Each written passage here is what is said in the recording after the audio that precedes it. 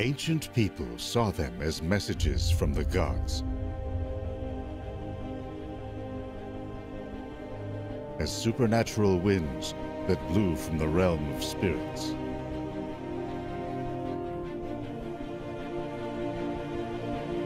Modern science has linked these polar light shows, called auroras, to vast waves of electrified gas hurled in our direction by the sun.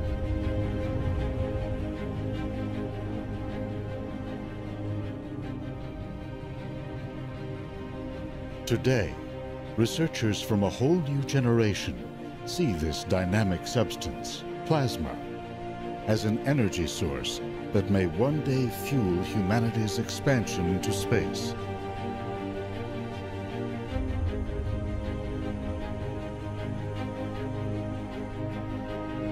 What can we learn? And how far can we go? By tapping into the strange and elusive fourth state of matter.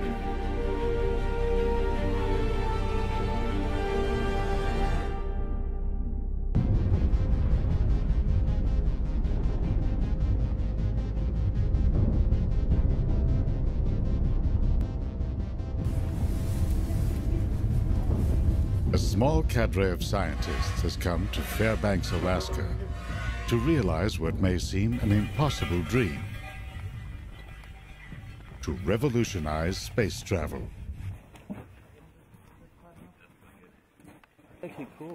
Dr. Ben Longmire and his team from the University of Michigan have designed a whole new type of rocket engine that promises a faster and more efficient way to get around in space.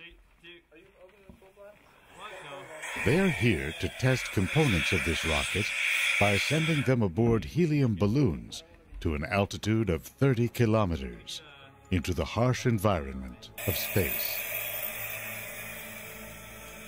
Above the North and South poles, conditions are about as harsh as you can get.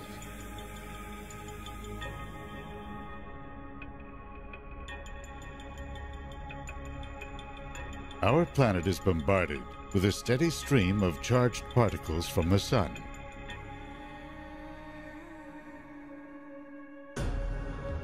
Earth's magnetic field accelerates and channels them, turning the night into a spectacle of color.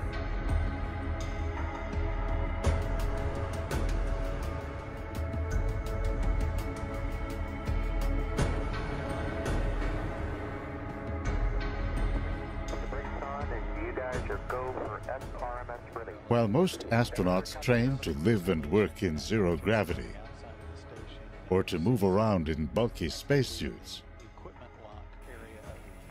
these would-be space explorers are preparing to negotiate some of Earth's harshest environments.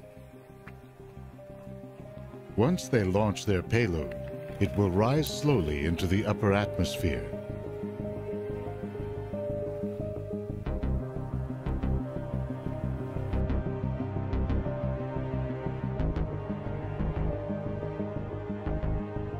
After drifting through the night, above 99% of Earth's atmosphere, the payload will detach from the balloon and parachute down to the ground.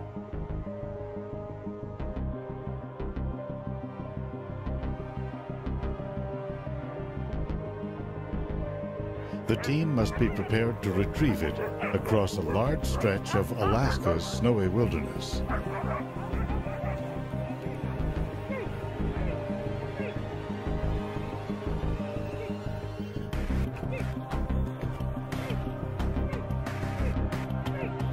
To understand the revolutionary nature of the idea they are pursuing, we go back to the dawn of rocketry.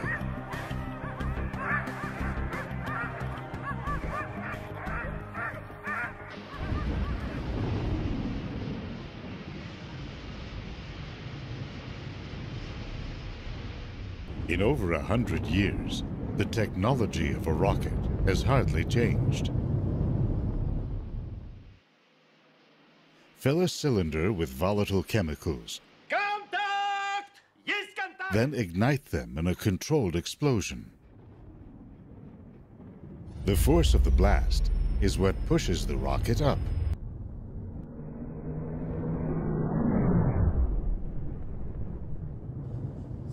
Nowadays, chemical rockets are the only ones with enough thrust to overcome Earth's gravity and carry a payload into orbit. But they're not very efficient. The heavier the payload, the more fuel a rocket needs to lift it into space. But the more fuel a rocket carries, the more fuel it needs. One of the fabled Saturn V rockets of the Apollo era, for example, weighed in at 177,000 kilograms. Filled up with fuel, it weighed almost 16 times that.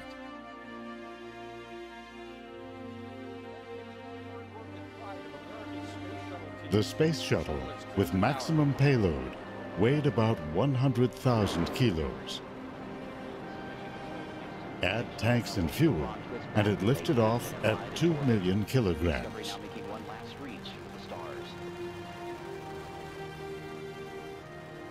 Regardless of weight, for a spacecraft to escape Earth's gravity, it must reach a minimum speed of 40,000 kilometers per hour.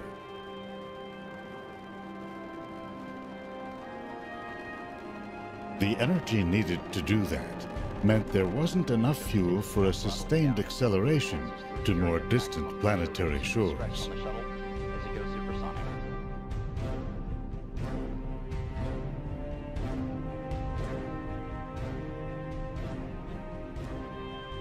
Most missions beyond Earth have relied instead on their initial launch speed to coast to their destination.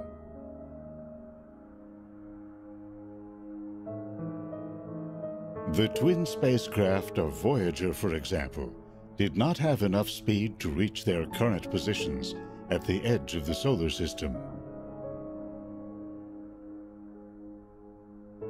To give them a boost, flight planners sent them into Jupiter's gravitational field, using its pull to slingshot them out to Saturn. Voyager 1 used Saturn to accelerate to almost 63,000 kilometers per hour. Voyager 2 got further assists from Saturn and Uranus. Ben's rockets promise far greater gas mileage than traditional chemical rockets, but with enough power to reach distant targets more quickly. The idea is that once in space, his rockets use electricity to create a weak force, which over time can accelerate them to very high speeds. They run on the same fuel that nature uses literally to power the cosmos.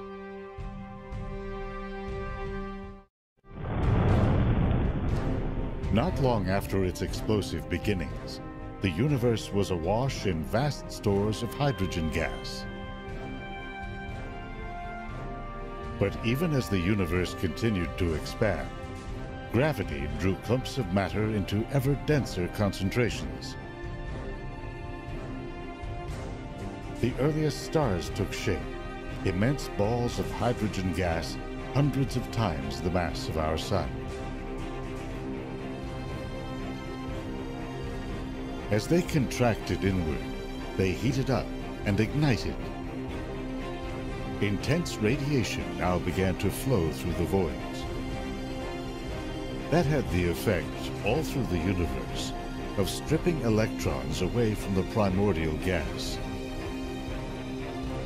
The universe became filled not with solids, liquid or gas, but with a fourth state of matter, plasma. On our planet, plasma occurs only in rare circumstances. In a hot flame, a bolt of lightning, or in a blown electrical transformer. Made up of negatively charged electrons and positively charged ions, plasma is in most cases electrically neutral, since the charges balance each other out. That led the physicist Erwin Langmuir in the 1920s to compare it to the clear liquid plasma that carries blood cells through our bodies.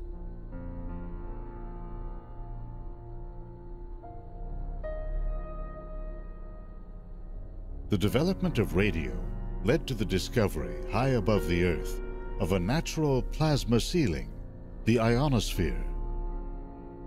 It hovers above us, reflecting some radio frequencies and absorbing others.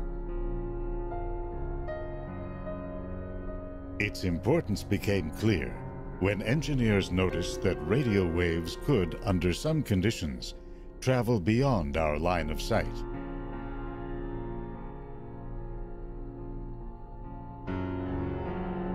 They discovered that signals could be bounced deliberately off this conducting layer in what's called skywave propagation.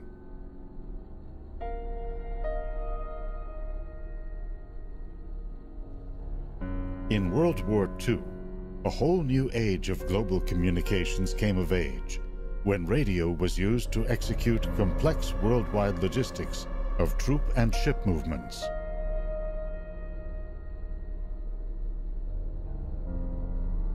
The presence of the ionosphere is due to a steady stream of charged particles, or plasma, that comes from the sun.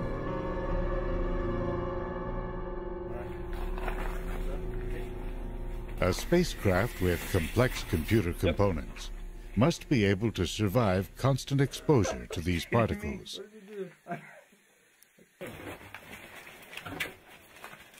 As part of their design process, Ben and his team want to test some of the specialized components of their rockets in the plasma-filled environment of our upper atmosphere. Got it down, I think it's just the sun. Yeah, I think that one's okay. Alright, yeah. I'll wrap the middle one though. Or I can just wrap it. These components will be mounted on a simple frame attached by rope to a high-altitude balloon. Hold on, they're not oriented the same.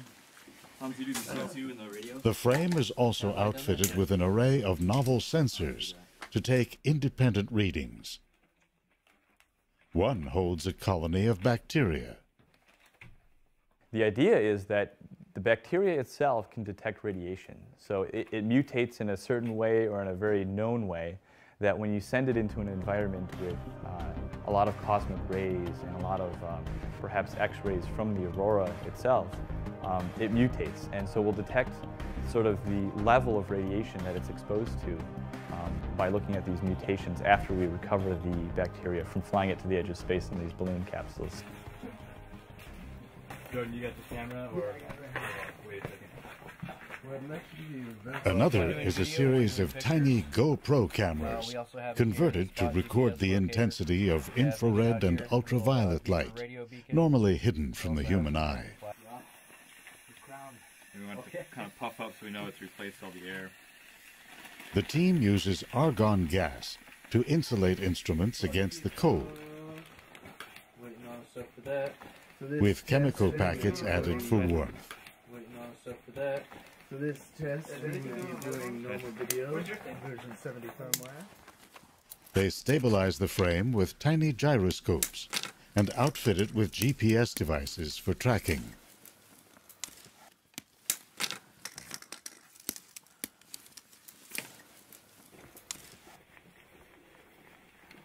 Cool. This team is doing much more than just designing instruments to survive a rain of charged particles. Their goal is to design spacecraft that actually harness the explosive properties of plasma.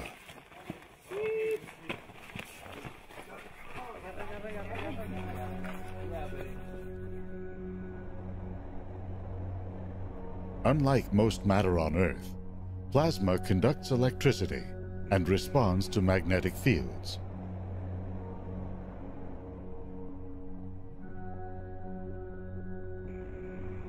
In space, these properties influence the formation of structures like galaxies and nebulae. and they play a role in some of the most violent processes in the universe, such as the formation of a black hole,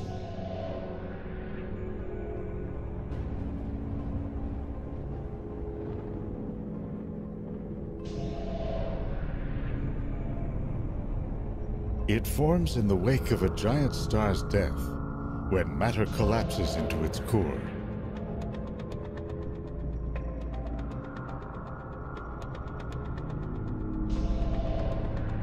It swirls in along what's known as an accretion disk. Magnetic fields take shape on the disk, rising and twisting around the polar regions.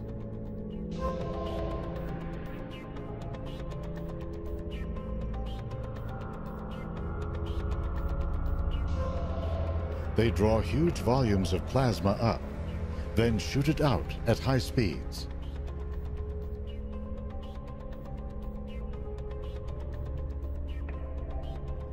These plasma jets can extend far beyond the largest black holes. You can see them blasting continuously from the centers of galaxies, reaching thousands of light years into space.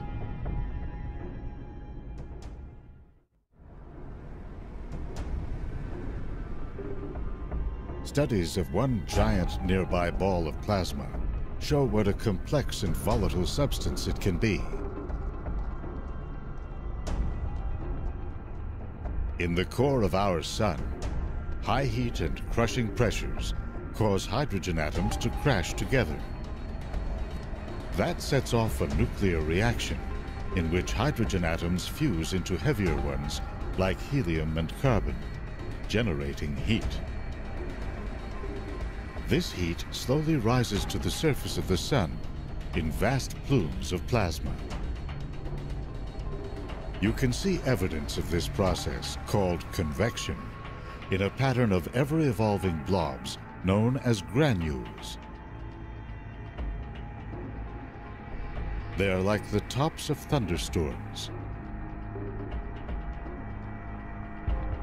Even as energy builds within, the sun's gravity and density can stifle its escape. What carries it out are magnetic fields.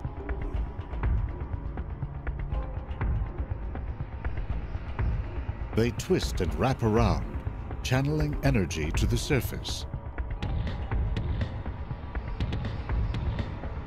The fields can power immense loops of hot gas, about 60,000 degrees Celsius, then rise up from the solar surface and fall back.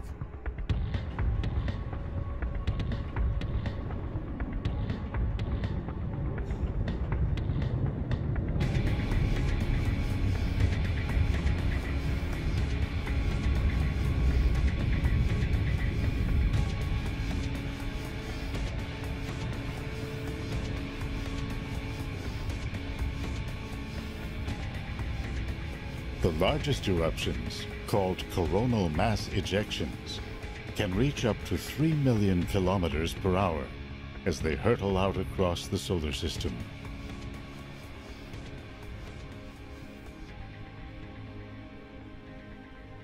They can literally slam into Earth's own magnetic field.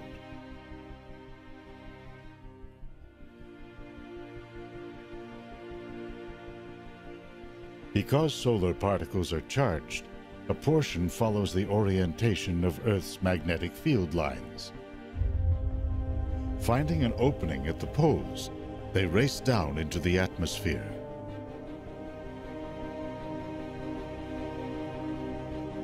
You know this is happening when you see the beautiful lights of the aurora borealis in the far north, or the aurora australis in the south.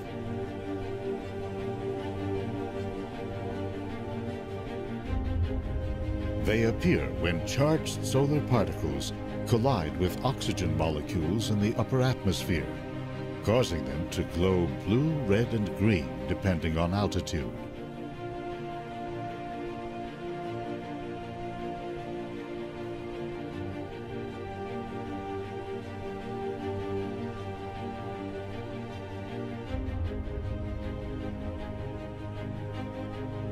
Flying through a zone called the thermosphere, some 350 kilometers above the Earth, astronauts in the International Space Station watch in awe as the aurora shimmers, framed by the glow of stars and cities at night.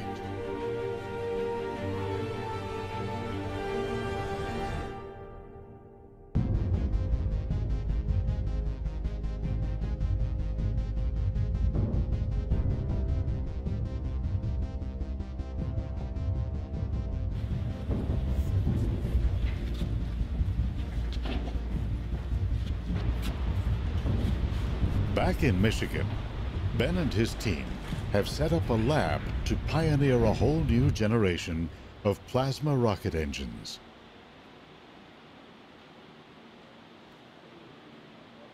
The lab recalls an earlier period of space exploration.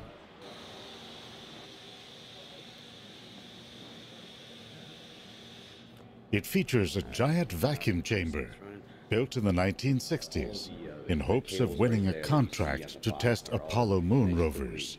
As part of all the facility upgrades that Roland has done for the X3, some of these should be able to... The chamber has given this small university team the ability to accelerate their research into the physics of plasma and rocket engine design. The tubing for the gas lines don't affect the thrust measurement. So by having these extraordinarily flexible wires, these wires...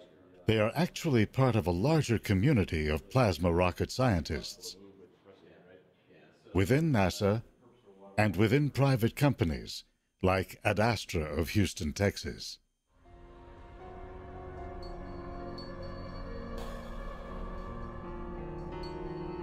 Because plasma does not occur naturally on Earth, the challenge is to create it, then harness it.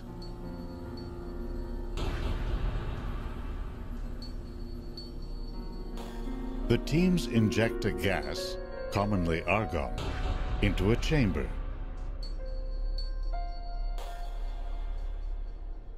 They bombard it with radio waves, which strip electrons from the gas and turn it into a plasma. The soup of electrons and ions accelerates as it moves through a magnetic field generated by superconducting magnets. A second radio blast heats it up to 1,000,000 degrees Celsius. That's enough to blast it out and propel a spacecraft.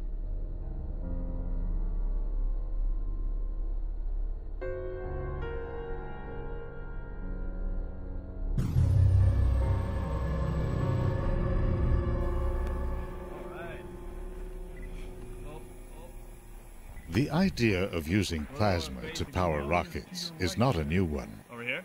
Yeah. Okay. 3, 2, 1. Go!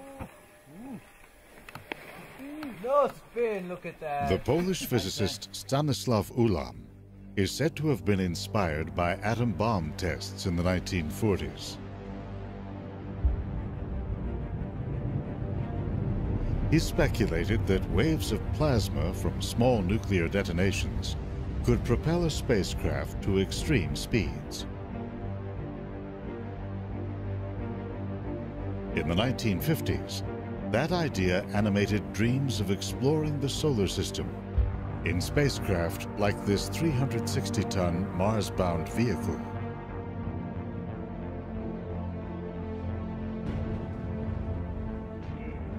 The idea gained funding in the Orion project, with the idea of driving a spacecraft with nuclear pulses and landing on Mars in only a month.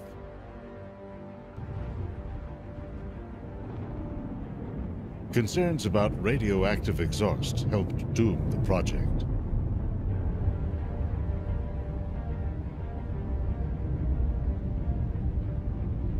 Plasma rockets, energized by nuclear reactions, were revived in the Daedalus and Nerva projects of the 1960s.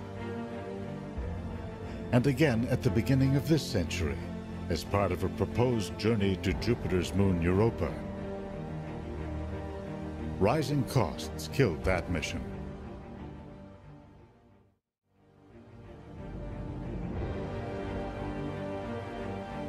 Newer plasma rocket concepts have switched to solar energy to power their engines.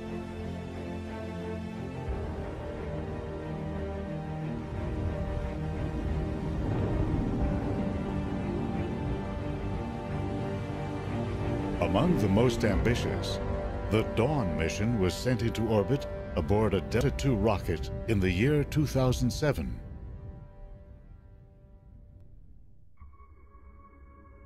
It then headed out on a 10-year mission to the asteroid belt. It uses only about 10 ounces of xenon gas fuel per day. With engines designed to fire for over 2,000 days, over time, it is expected to gain an additional 38,000 kilometers per hour.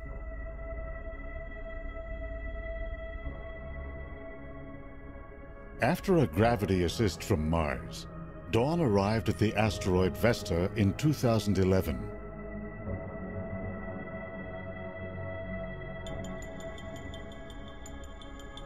It spent a year mapping its surface and seeking clues to its interior structure.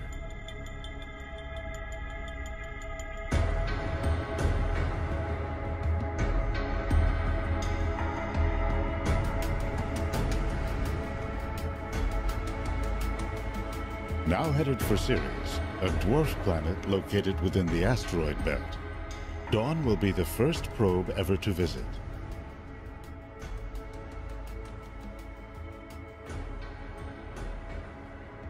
Made up of rock and ice, Ceres may well have an internal liquid ocean.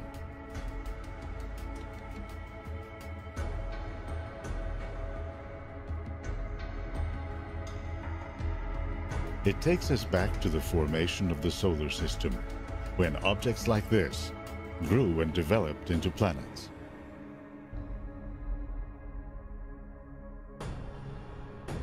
Long-range missions like Dawn are just one of many uses for plasma rockets. So NASA launches spacecraft with ion engines and Hall thrusters on board.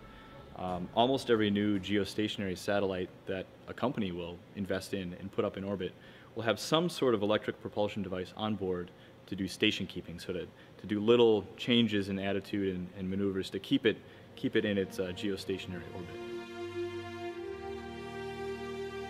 NASA is planning to use a plasma rocket to do some even heavier lifting as early as 2016.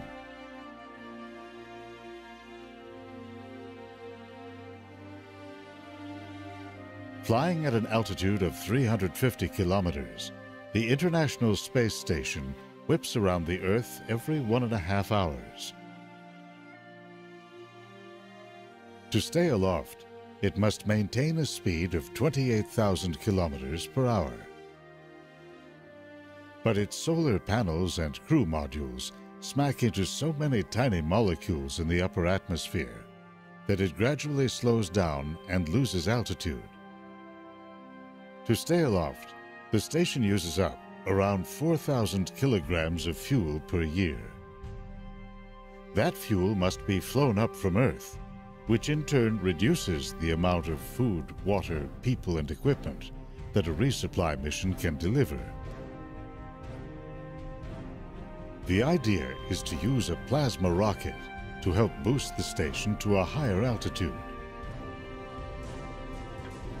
powered by electricity generated by solar panels aboard the station. Plasma rocket builders like Ben hope to one day scale up the technology to power a long-range human mission.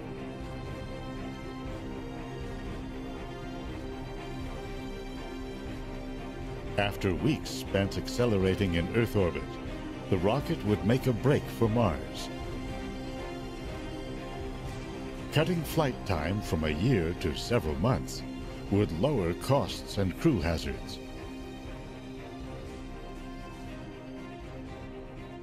In the meantime, Ben has his sights set on what he sees as an even larger revolution in space exploration.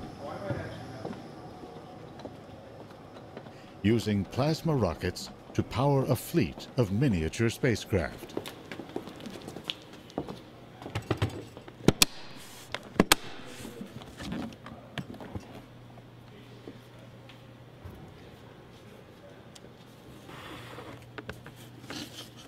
Ben's rockets are so small that they can fit into your carry-on luggage. So here we have a CubeSat. This is a small spacecraft. Its total mass would be something on the order of 5 kilograms, so it's about 10 pounds. It's 30 centimeters by 10 by 10. This is considered a 3U spacecraft, so 3 units of 10 by 10 by 10. And we'd like to send this small spacecraft up with one of our new propulsion elements in it. This is a rapid prototyped propellant tank. So we would use this tank to store our propellant. Initially, we have an idea to use a very simple propellant. The NASA craft Dawn uses the inert gas xenon as fuel. Ben's team has turned to another type of fuel that's more compact, can store more energy, and is less volatile. Distilled water.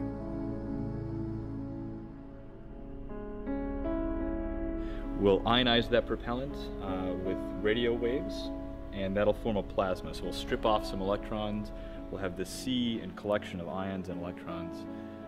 We then accelerate, we superheat that plasma, and then we accelerate it through a magnetic nozzle. So the plasma never touches a material boundary, so it doesn't cool off. All of that would be contained within this spacecraft. So the propellant tank is designed to be the right size and dimension, and we'd have a propulsion module within the CubeSat itself.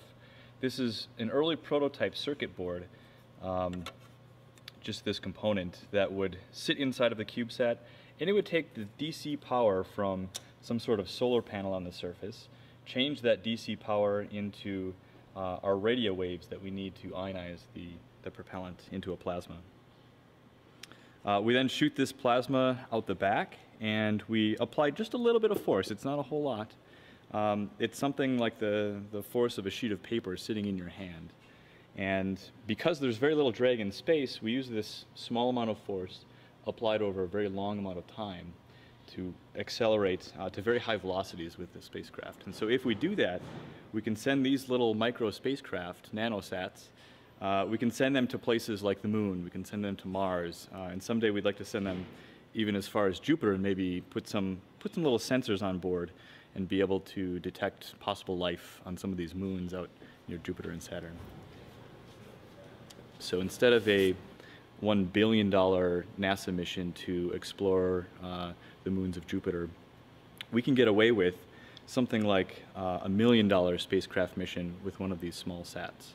And so that's the real advantage, being able to have a very low barrier to entry financially and technologically to make some of these innovations really quickly, go fly them, go fly often, and make these discoveries.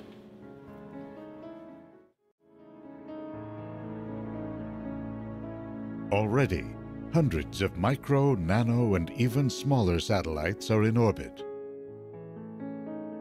They get into space by piggybacking on commercial or government launch vehicles.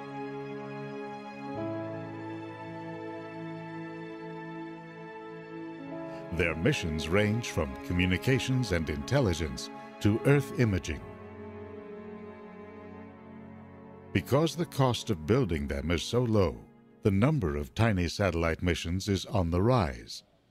Yeah, there was no other satellites up there. With an array of plans already materializing, the team is tapping into satellite traffic and orbital communication systems. Looks like we won't quite go over to the ground station here.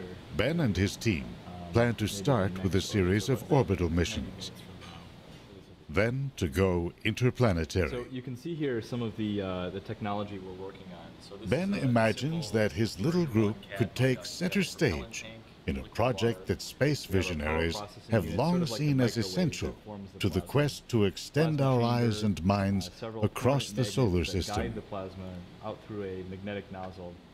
Recently, we also envisioned that a large cadre of these small spacecraft could form what would be an initial interplanetary internet. So you can think about a large number of these spacecraft orbiting the Earth, orbiting the Moon, being spread out between the Earth and Mars, and providing little data relays between all of those positions so we can get a lot of data back and have the beginnings of a real solar system internet going beyond the Earth. Well, as long as it's beaching like that, you have to start to get into the road.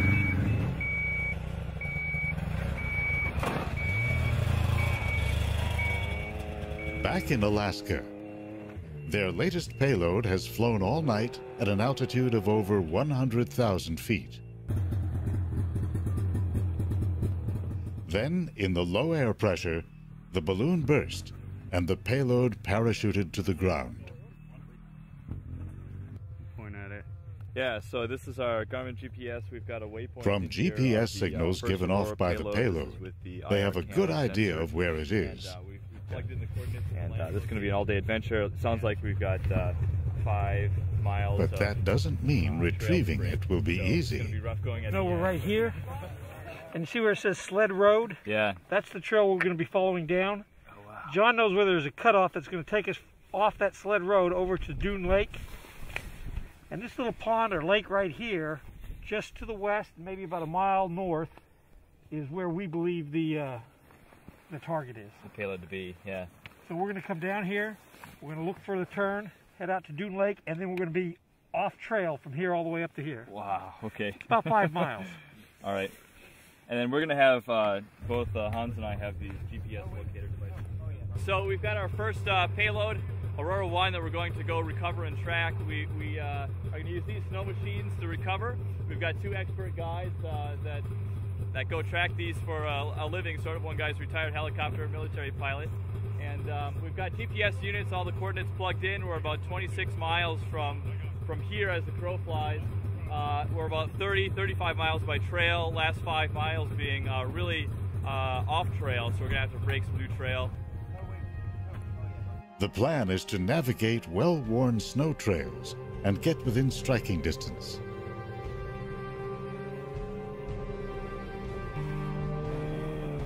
But if the payload has landed away from the trails, they'll have to brave wilderness landscapes and deep snows.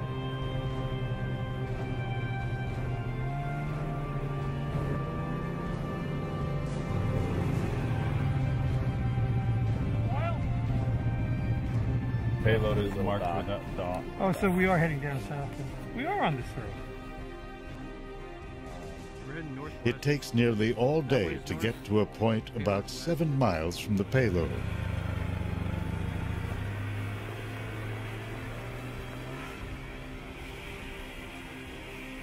Team members set out across hills and ravines.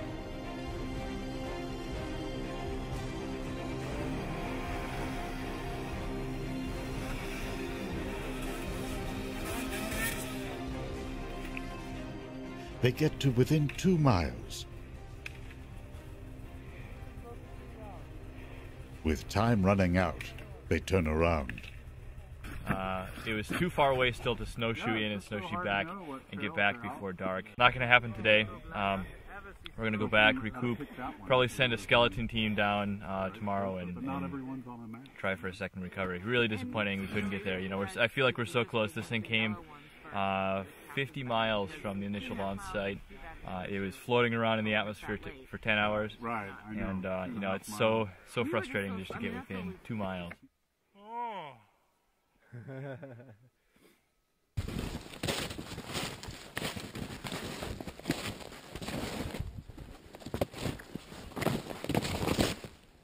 The next day, a long hike on snowshoes finally gets them to the payload.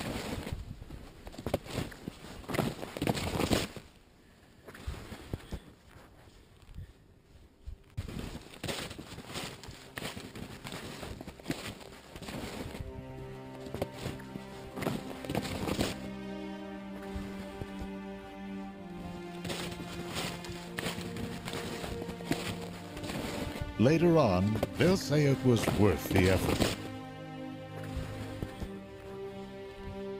One of Ben's goals is to help boost a whole new approach to space travel that's now emerging.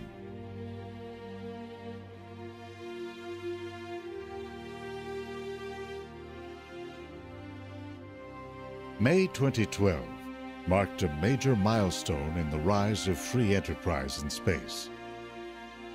The SpaceX company successfully docked an unmanned space capsule with the International Space Station. It followed that up 6 months later with the first commercial resupply mission. And launch of the SpaceX Falcon 9 rocket as NASA turns to the private sector to resupply the International Space Station. That's just the beginning. NASA is looking to companies to supply orbital launch services and to be long-term partners in future manned missions beyond the moon. Hoping to make big bucks, companies are developing orbital habitats and space planes, laying the groundwork for missions geared to mining, exploration, and even tourism.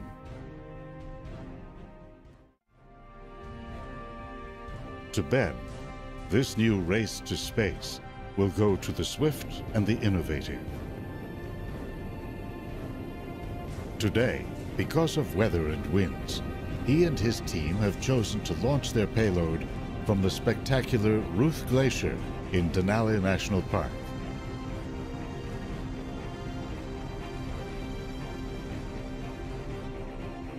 Amid the rugged terrain, this immense river of ice sweeps down into a perfect natural runway.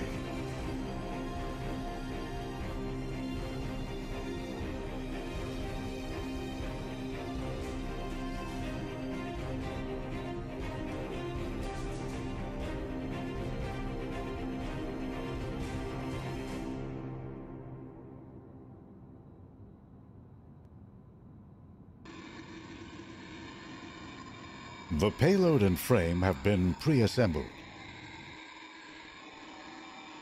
The team makes a few last-minute adjustments. They inflate the balloon with helium gas.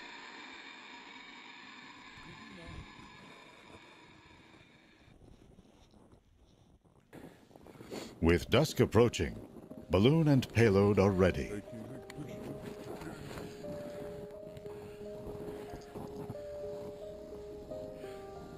Beautiful sight.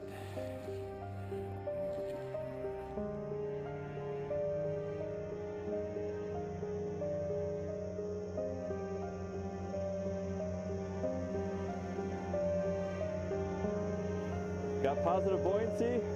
Both GPS devices are on and locked. Last camera check. Do a pan of the team.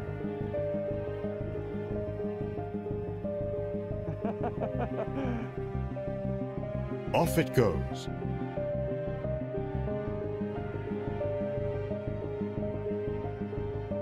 The balloon drifts up through the dense polar air.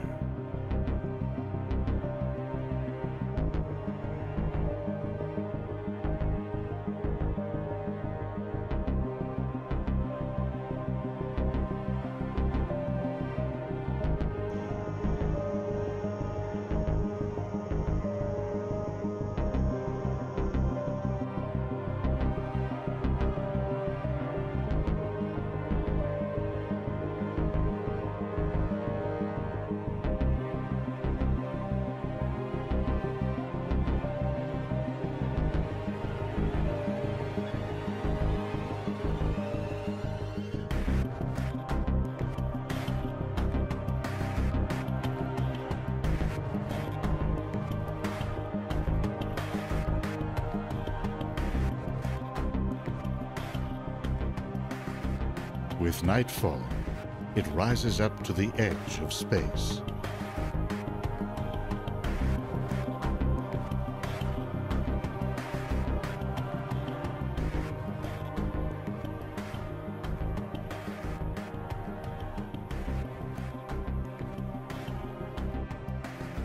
Meanwhile, overhead, a solar storm is raging.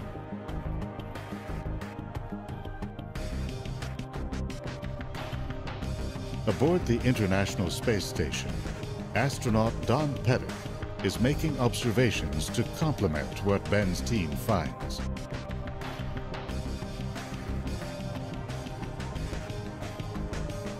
He passes over the Arctic several times during the balloon's flight.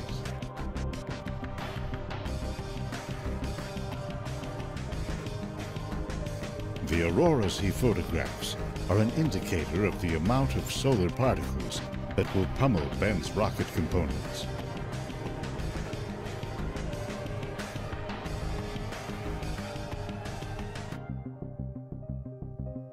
This is a time of high solar activity, approaching the peak of an 11-year cycle.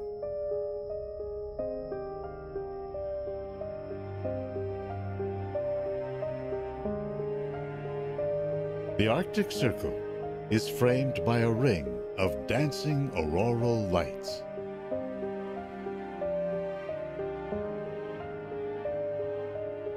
Curtains of green and red and blue drape our planet's graceful curve.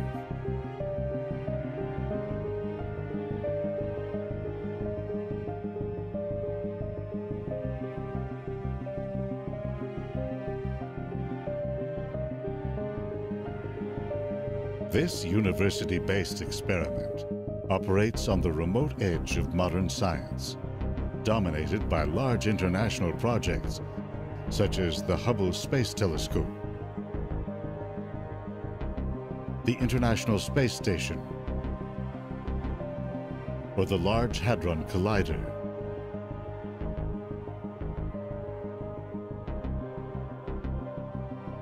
So this technology that we're trying to miniaturize is significant in the sense that it sort of opens up new frontiers in the same way that miniaturizing computer technology to a point where it fits in your pocket. So everyone carries around a cell phone. They have these miniature computers. It does a lot of data processing. It gets you to your destination by GPS. That sort of technology didn't exist 20 or 30 or 40 years ago when you had these big mainframe computers that were at national labs. So we're trying to change the paradigm of space exploration from the national lab case to the cell phone case, the miniature case, to be able to do a lot more things and improve our capability as a species.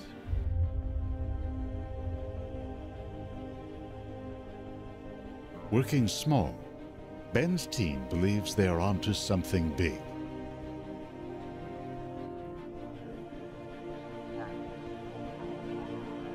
Their goal is not only to open new avenues of space exploration, but to actually seize the initiative.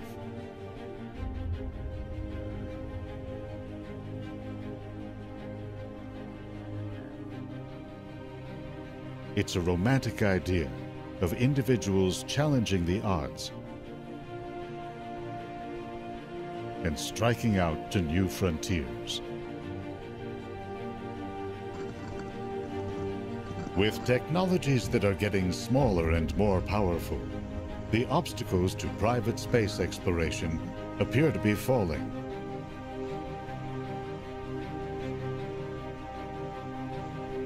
Who will hold back this new breed of explorer?